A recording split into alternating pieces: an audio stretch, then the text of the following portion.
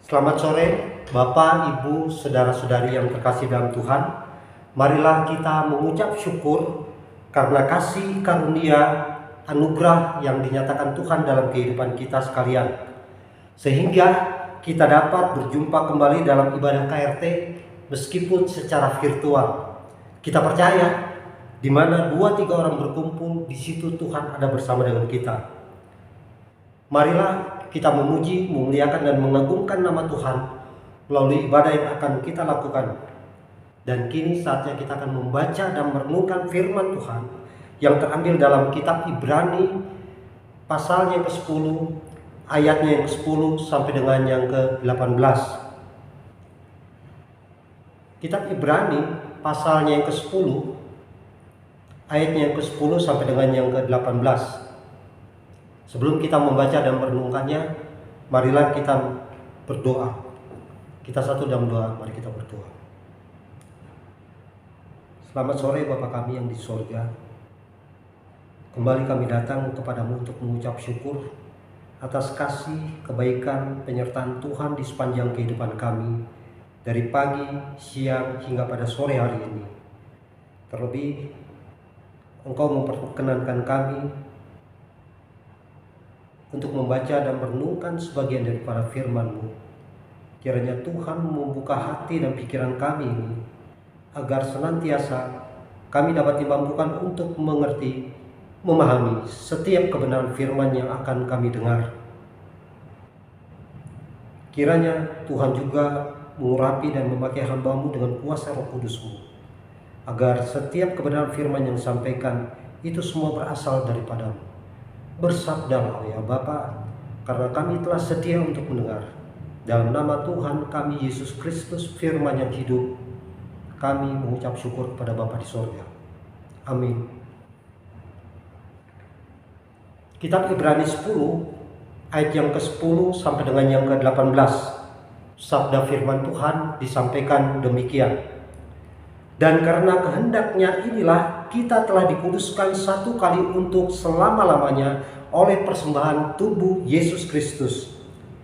Selanjutnya, setiap imam melakukan tiap-tiap hari pelayanannya dan berulang-ulang mempersembahkan korban yang sama sekali tidak dapat menghapuskan dosa.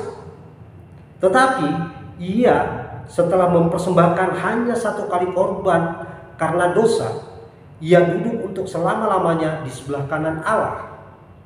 Dan sekarang ia hanya menantikan saatnya di mana musuh-musuhnya akan dijadikan tumpuan kakinya. Sebab oleh satu korban saja ia telah menyempurnakan untuk selama-lamanya mereka yang ia kuduskan. Dan tentang hal itu Roh Kudus juga memberi kesaksian kepada kita. Sebab setelah ia berfirman, inilah perjanjian yang akan kuadakan dengan mereka sesudah waktu itu. Ia berfirman pula, aku akan menaruh hukumku di dalam hati mereka dan menuliskannya dalam akal budi mereka. Dan aku tidak lagi mengingat dosa-dosa dan kesalahan mereka. Jadi, apabila untuk semuanya itu ada pengampunan, tidak perlu lagi dipersembahkan korban karena dosa. Demikianlah firman Tuhan. Berbahagialah ialah setiap orang yang mendengar, memeliharanya, serta melakukannya di dalam kehidupannya hari lepas hari. Terpujilah nama Tuhan. Shalom. Selamat sore Bapak, Ibu, saudara-saudari. Salam damai sejahtera dalam Tuhan kita Yesus Kristus. Kiranya kasih karunia dan damai sejahtera oleh Roh Kudus senantiasa melingkupi kehidupan kita sekalian. Bapak, Ibu, saudara yang terkasih dalam Tuhan, bahwa tema renungan kita pada kesempatan sore hari ini yaitu darah Yesus menguduskan kita satu kali untuk selamanya. Saudara, Bapak, Ibu yang terkasih dalam Tuhan, bahwa kitab Ibrani adalah kitab yang berbeda daripada kitab-kitab lainnya. Sebab hanya kitab Ibrani saja yang menjelaskan tentang keimanan daripada Yesus. Kitab Ibrani menjelaskan dua hal peristiwa penting yang ada di dalam kitab Perjanjian Baru. Yang pertama yaitu Jumat Agung atau kematian Tuhan Yesus. Yang kedua yaitu peristiwa kebangkitan Tuhan Yesus. Nah, dalam kitab Ibrani juga menjelaskan poin-poin penting, yaitu pada ayat yang ke-10, yang pertama, Yesus adalah korban yang menguduskan kita. Di dalam ayat ini ada kata bahwa kita telah dikuduskan satu kali selamanya oleh karena darah Yesus. Tetapi bahwa Tuhan kita tidak hanya menginginkan kita hidup kudus, Dia juga ingin kita berbeda dari orang-orang di luar sana karena tubuh dan darah Yesus. Maka penulis Ibrani menulis dengan kata hegiasmenoi, yang artinya adalah pemisahan. Bapak Ibu saudara yang terkasih dalam Tuhan, sebab Allah itu kudus, Dia membenci dan tidak berkompromi dengan dosa. Sebagaimana firman Tuhan yang disampaikan dalam kitab Yesaya 6 ayat yang ketiga, firman-Nya dikatakan, dan mereka berseru seorang kepada seorang, katanya, kudus, kudus, kuduslah Tuhan semesta alam, seluruh bumi penuh kemuliaan-Nya. Yang kedua, korban yang paling sempurna hanya Yesus Kristus. Pada ayat ke-14 dikatakan bahwa maka sebab oleh satu korban saja Ia telah menyempurnakan untuk selama-lamanya mereka yang Ia kuduskan. Dalam kitab Ibrani 9 ayat yang ke-22, Alkitab menyatakan bahwa hampir segala sesuatu yang dijelaskan menurut hukum Taurat dengan darah, dan tanpa penumpahan darah tidak ada pengampunan. Saudara, Bapak Ibu yang terkasih di dalam Tuhan, pada zaman perjanjian lama apabila seorang ingin beribadah kepada Tuhan, ia harus mempersembahkan korban persembahan sebagai pengganti daripada dosanya. Nah, dengan kata lain, seorang dianggap tidak layak untuk menghadap Tuhan yang Maha Kudus apabila tidak ada korban untuk dibawa sebagai persembahan. Dalam Imamat pasal yang pertama ayat yang kedua dikatakan bahwa seorang di antara Anda ingin mempersembahkan kepada Tuhan, mempersembahkan persembahan yang kamu persembahkan itu dari ternak, yakni dari lembu, sapi, atau dari kambing domba. Dalam Imamat pasal yang pertama ayat yang ke-14 dikatakan bahwa, dan jikalau persembahannya kepada Tuhan merupakan korban bakaran dari burung, harus ia korbannya dari burung tekukur atau dari anak burung merpati. Jadi selalu ada korban sebagai pengganti dosa, yaitu korban yang dipersembahkan kepada Tuhan yang harus sempurna dan tak bercacat. Jadi ketika seseorang datang kepada Tuhan, hal pertama yang dilakukan oleh seorang imam adalah memeriksa korban yang ingin dipersembahkan.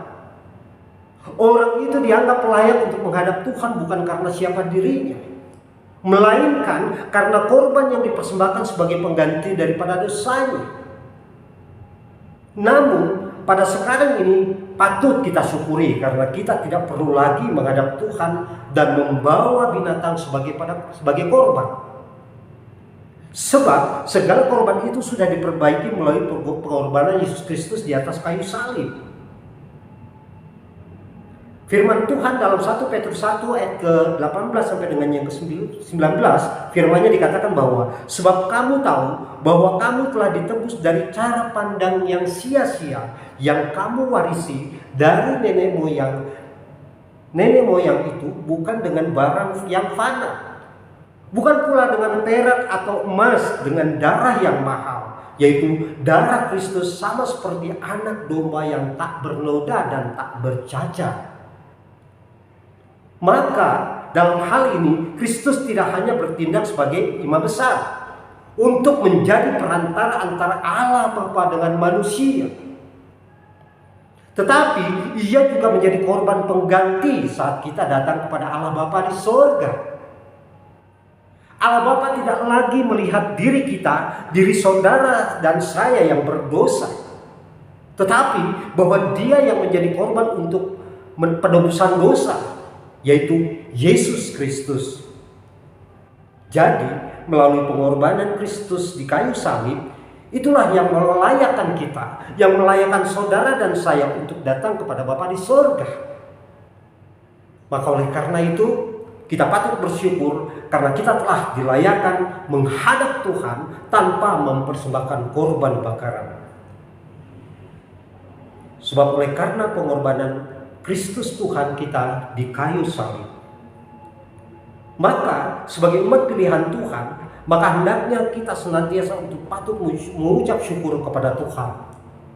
Terpujilah nama Tuhan.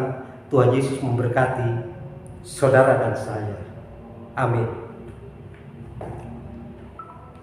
Bapak Ibu, kini saatnya kita akan berdoa siapa yang kita akhiri bersama dengan doa Bapa kami. Kita berdoa. Kembali kami mengucap syukur karena melalui kebenaran firman Tuhan yang baru saja kami dengar, firman Tuhan yang disampaikan, kami mengucap syukur karena melalui darah Kristus kami tidak perlu lagi untuk mempersembahkan korban untuk datang kepada Bapa di surga. Kami bersyukur karena kami adalah sebagai orang-orang yang terpilih, yang Tuhan pilih, sebagai orang-orang yang percaya. Bapa di surga, dalam saat ini kami berdoa untuk keluarga Bapak Pendeta Andris, Bapak Ibu Penatua bersama dengan keluarga. Kiranya Tuhan senantiasa memberikan kesehatan selalu bagi kami, melindungi kami, dan memberikan hikmat agar kami dapat melaksanakan tugas panggilan ini dengan penuh sukacita. Bapa di surga, kami juga berdoa untuk setiap pergumulan jemaat-Mu. Kiranya senantiasa Tuhan hadir di tengah-tengah kehidupan jemaat kami ya Tuhan. Kiranya pergumulan itu dengan kehadiran Tuhan senantiasa dapat diubah menjadi sukacita. Bapa di surga, kami juga berdoa bagi saudara-saudara kami yang sakit. Kami percaya jika Tuhan mengubah air menjadi anggur, kami percaya yang sakit Tuhan jamah, mereka dipulihkan, diangkat sakit penyakitnya, dan disehatkan kembali. Bapa di surga, kami juga berdoa bagi bangsa dan negara kami, bangsa Indonesia, mulai yang saat ini masih tengah dihadapkan dengan pandemi COVID-19.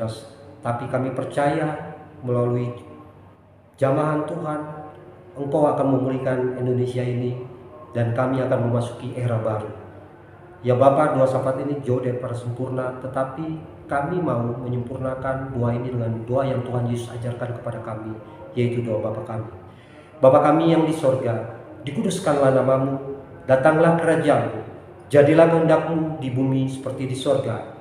Berikanlah kami pada hari ini makanan kami yang secukupnya, dan ampunilah kami akan segala kesalahan kami, seperti kami juga mengampuni orang yang bersalah kepada kami. Dan janganlah membawa kami ke dalam pencobaan, tetapi lepaskanlah kami daripada yang jahat, karena Engkau-lah yang mempunyai kerajaan dan kuasa dan kemuliaan sampai selama-lamanya. Amin. Ibadah kita selesai. Tuhan Yesus memberkati kita semua. Haleluya. Amin.